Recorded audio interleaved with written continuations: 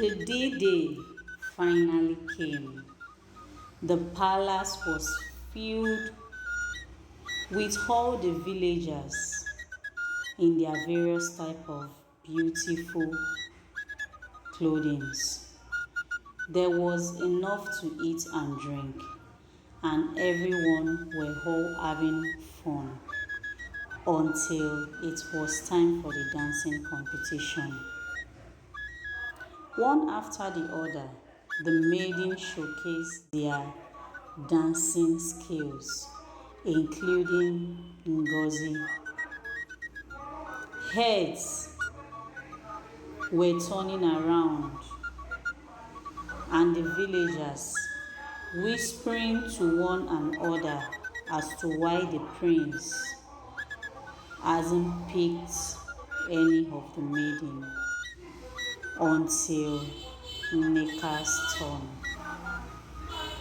Nneka started dancing vigorously with smile all over her face. Some of the villagers cheered her up, while others stared at her in anger. Suddenly, the prince stood up and walked towards Nneka.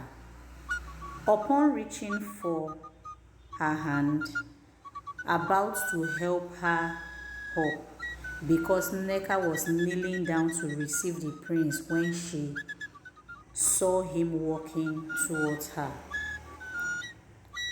While the prince was trying to help her up, the prince collapsed on Nneka's chest, and the whole village was in chaos, confused and shocked, and the villagers were rushing to help the prince.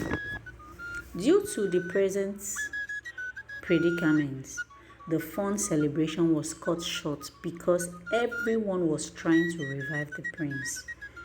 2 days later, Nneka and her mother was summoned to the palace. "What did you do to my son, you witch?" the queen shouted. The elders and the king tried to calm her down, but the queen, in anger, started accusing and raining curses on Nneka.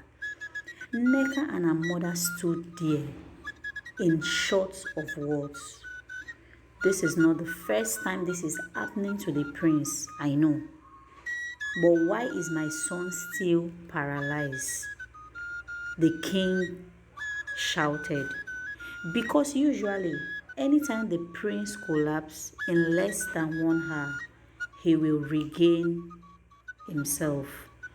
It has been 3 days now, and my son is still lying helplessly in pain, the queen responded. After the back and forth banter with the elders, it was agreed that Nneka should be locked up until she confessed. "I am innocent, my king," Nneka shouted, while the guards dragged her out of the king's presence, and she was locked up in the cell. The mother went home in tears.